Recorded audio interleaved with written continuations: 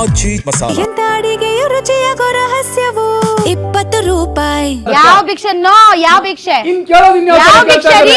ರಾಜ್ಯದ ಪರವಾಗಿ ಅನುದಾನ ಕೇಳೋದು ಭಿಕ್ಷೆ ಪಾತ್ರೆನ? ಯಾವ ಬಾಯಲ್ಲಿ ಮಾತಾಡ್ತೀರಾ?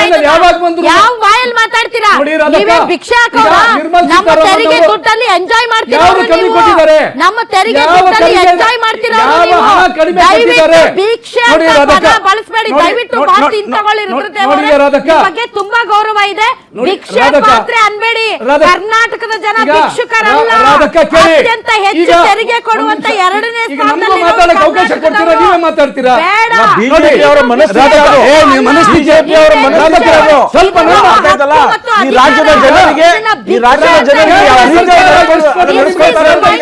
ಬಿಜೆಪಿ. Please change it. ಇದು ಭಿಕ್ಷೆ ಅಲ್ಲ. ನೀವೇನೇನ್ ಭಿಕ್ಷೆ ಆಗ್ತಾ ಇಲ್ಲ. ನಿಮ್ಮ ಅಪ್ಪನ ಮನೆ ಆಸ್ತಿ ಅಲ್ಲ ಬಿಜೆಪಿ. ನಮ್ಗೆ ಅವಕಾಶನೇ ಕೊಡಲ್ಲ. ಪದ ಮೇಲೆ ನೋಡಿ, ನಿಗಾ ಇಟ್ಕೊಂಡೆ ಮಾತಾಡ್ತಾ ಇದ್ದೀನಿ. ಕೇಂದ್ರದಿಂದ ಕೊಟ್ಟಿರ್ತಕ್ಕಂಥ ಹಣ ಇವ್ರು ಯಾವುದೇ ಮಾತಾಡ್ತಿರಲ್ಲ. ನೀವು ನಿಲ್ಸಿ ನಮ್ಗೂ ಅವಕಾಶ ಕೊಡಿರೋದಕ್ಕ.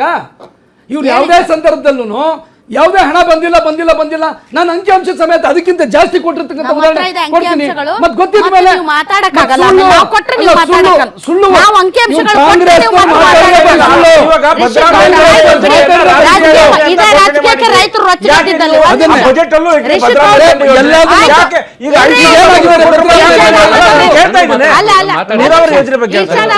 ಕುಣಿಯಾಕ್ ಬರ್ಲಿಲ್ಲ ಅಂದ್ರೆ ನೆಲ ಡೊಂಕ್ ಅಂದ್ರಂತೆ. ಕಾವೇರಿ ವಿಚಾರ ಮಾತಾಡ್ರಿ ಅಂದ್ರೆ ಅನುದಾನ ವಿಚಾರ ಮಾತಾಡಿ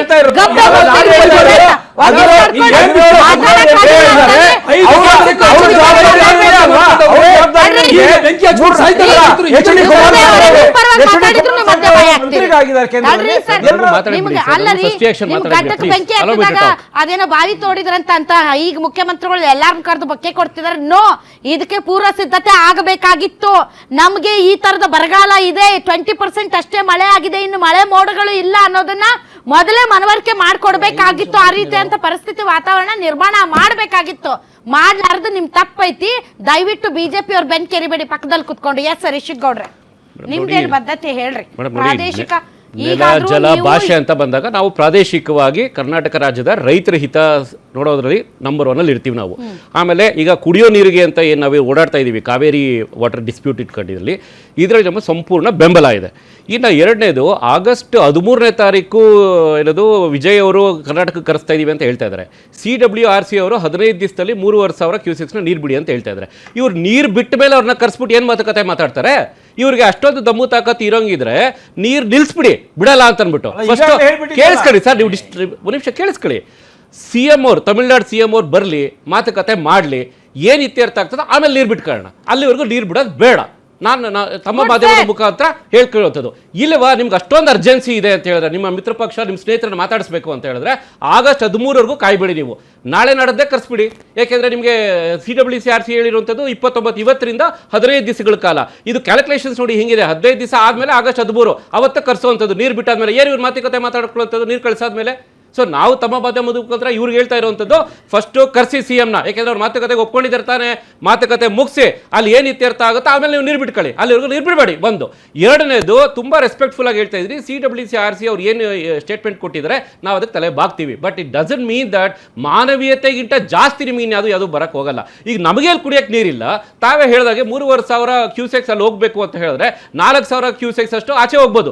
ಸೊ 4,000 ಹೋಯ್ತು ಅಂತಂದ್ರೆ ತಮ್ಮ ಮಾಧ್ಯಮದ ಮುಖಾಂತರ ನಾವು ನೋಡಿದೀವಿ ಡೆಡ್ ಸ್ಟೋರೇಜ್ ಏನಿದೆ ಅದನ್ನ ಬಿಟ್ರೆ ನಿಮಗೆ ನೆಲ ಕಾಣಿಸ್ತಾ ಇದೆ. ಆಲ್ರೆಡಿ ಕುಡಿಯಕ್ಕೆ ನೀರಿಲ್ಲ ನಮಗೆ KRS ಬೇಸಿನಲ್ಲಿ. ಇನ್ನು ಎಲ್ಲಿಂದ ನೀರು ಕೊಡೋದು ಸ್ವಾಮಿ? ನಾವು ಎಲ್ಲಿಂದ ನೀರು ಕೊಡೋದು? ನಾವು ಮೇಡಮ್ ಅದು ಆ ಪಾಯಿಂಟ್ ಬರ್ತಾ ಇದೆ. ಇದರಲ್ಲಿ ಮತ್ತೆ 98 ಅಲ್ಲಿ ಸುಪ್ರೀಂ ಕೋರ್ಟ್ ಏನೋ ಒಂದು ಹೇಳುತ್ತೆ ಅಥವಾ ಟ್ರಿಬ್ಯುನಲ್ ಏನು ಹೇಳಿರುತ್ತೆ, that is based on the old data. ಈಗ ನಿಮಗೆ ಪಾಪ್ಯುಲೇಷನ್ ಜಾಸ್ತಿ ಆಗಿದೆ, ನಮ್ಮಲ್ಲಿ ಹಂಚಿಕೆದಾರರು ಜಾಸ್ತಿ ಆಗಿದ್ದಾರೆ.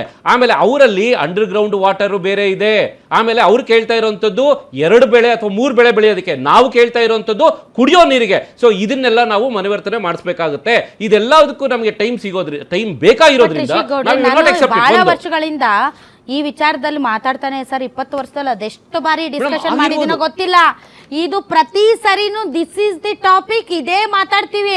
ಇಷ್ಟೆಲ್ಲ ಹೇಳಿದ್ರು ಇನ್ನೂ ಮಟ್ಟ ಅವ್ರು ಕನ್ವಿನ್ಸ್ ಆಗಿಲ್ಲ ಅಂತಲ್ಲ. ಅವ್ರಿಗೂ ಗೊತ್ತು ನಮ್ಮ ಸ್ಟ್ಯಾಂಡ್ ಏನು ಅನ್ನೋದು, ಅವ್ರಿಗೂ ಗೊತ್ತು ಅವ್ರ ಸ್ಟ್ಯಾಂಡ್ ಏನು ಅನ್ನೋದು ನಮಗೂ ಗೊತ್ತು. ನಾವು ಬಿಟ್ಕೊಡಲ್ಲ, ಅವರು ಬಿಟ್ಕೊಡಲ್ಲ. ಅವರು ಪಟ್ಟಿಡಿತಾರೆ, ನಾವು ಪಟ್ಟಿಡಿತೀರಿ. ಆದರೆ ಕೊಡಬೇಕಾಗಿರೋದು ನಾವು. ಆದ್ದರಿಂದ ನಾವು ಸತ್ತ ಅವ್ರನ್ನ ಬದುಕಿಸ್ಬೇಕು. ಅನ್ನೋದು ಅದಲ್ಲ. ಲಿವ್ ಅಂಡ್ ಲೆಟ್ ಲಿವ್ ಅಷ್ಟೇ. ನಮ್ಮನ್ನು ಬದುಕಕ್ ಬಿಡ್ರಿ, ನೀವು ಬದುಕ್ರಿ. ಹೈ ಟೈಮ್ ಒಂದ್ಸತಿ ಗಟ್ಟಿ ನಿರ್ಧಾರ ತಗೊಳ್ಳಿ, ಒಂದ್ಸತಿ ಗಟ್ಟಿ ನಿರ್ಧಾರ ತಗೊಳ್ಳಿ. ನಾವೆಲ್ಲ ನಿಮ್ ಜೊತೆ ನಿಂತ್ಕೊಳ್ತೀವಿ, ಕಾಂಗ್ರೆಸ್ ಸರ್ಕಾರದವ್ರ ಜೊತೆಗೆ. ನಾವು ನೀರ್ ಬಿಡಲ್ಲ ಅಂತ ನೀವು ಹೇಳಿ, ನಾವು ನಿಂತ್ಕೊಳ್ತೀವಿ. ಏನ್ ಕೋರ್ಟ್ಗಳು ಕೇಳಲ್ರಿ ಹೋಗೋಣ ಮೇಡಮ್, ಬನ್ನಿ. ಆದ್ರೂ ಬಿಟ್ಟಿಲ್ಲ. ಈಗ ಆಗಸ್ಟ್ 13 ಬರ್ತೀನಿ ಅಂತ ಒಪ್ಕೊಂಡಿದ್ದಾರೆ ತಾನೆ, ಖ್ಯಾತೆ ತೆಗೆದು ಅವರೇ ತಾನೆ. ಅವ್ರು ಒಪ್ಕೊಂಡಿದ ಮೇಲೆ ಕರ್ಸೋಣ ಬಿಡಿ, ಮಾತುಕತೆ ಕರಿತಾ ಇದೀವಿ ಅಂತ ಅಂದ್ಮೇಲೆ ಅವರೇ ತಾನೆ ಈಗ ಸುಪ್ರೀಂ ಕೋರ್ಟ್ ಹೋಗುವಂತದ್ದು. ಅವ್ರು ಕನ್ವಿನ್ಸ್ ಮಾಡ್ಬಿಡಿ, ನೀವು ನಿಮ್ಮ ಮಿತ್ರ ಪಕ್ಷದವರೇ ತಾನೆ. ನೀವು ಖ್ಯಾತೆ ತೆಗಿಬಿಡಿ, ಸುಪ್ರೀಂ ಕೋರ್ಟ್ ಹೋಗ್ಬಿಡಿ. ನಾವು ಇನ್ನೂ ಒಂದು ವಾರ ಮುಂಚೆನೆ ಬನ್ನಿ, ಮಾತಾಡ್ಕೊಳ್ಳೋಣ. ಏನೋ ಒಂದು ಅಂಡರ್ಸ್ಟ್ಯಾಂಡಿಂಗ್ ಬಂತು ಅಂತಂದ್ರೆ ಆಮೇಲೆ ಖುಷಿಯಾಗಿ ಬೇಕಾದ್ರೆ ಬೇಡ. ಆದ್ರೆ ಇಲ್ಲ ಅಂತ ಹೇಳಿದ್ರೆ ಏನಕ್ಕೆ ನೀವು ಕಾನೂನಾತ್ಮಕವಾಗಿ ಅಲ್ಲೋಗ್ತೀರಾ? ನೀವು ಹೇಳ್ದಂಗೆನೆ ಇನ್ನೂ ಇಲ್ಲಿ ಮೇಕೆದಾಟು ನಾವು DPR 1 ಕೊಟ್ಟಿದೀವಿ, ಆಲ್ರೆಡಿ ಖ್ಯಾತೆ ತೆಗೆದುಬಿಟ್ರೆ 100 ಲೆಟರ್ಗಳು ಬರ್ದವ್ರೆ. ನಮ್ಮವ್ರು ಏನ್ ಮಾಡ್ತಾ ಇದ್ದೀರಾ? ನೀವು ಮೇಕೆದಾಟು ಅನ್ಕೊಂಡು ಅಷ್ಟು ಪಾದಯಾತ್ರೆಗಳನ್ನ ಮಾಡ್ಕೊಂಡು ಅಷ್ಟೆಲ್ಲ ಮಾರ್ಕೆಟಿಂಗ್ ಮಾಡ್ಕೊಂಡು ಓಡೋದ್ರಲ್ಲ ನೀವು. ಇವಾಗ ಎಲ್ಲಿವರೆಗೂ ಬರ್ತಾ ಇದೆ sir? Please allow me to speak. ಕೇಂದ್ರ ಸಚಿವರು ಏನ್ ಹೇಳಿದ್ದಾರೆ?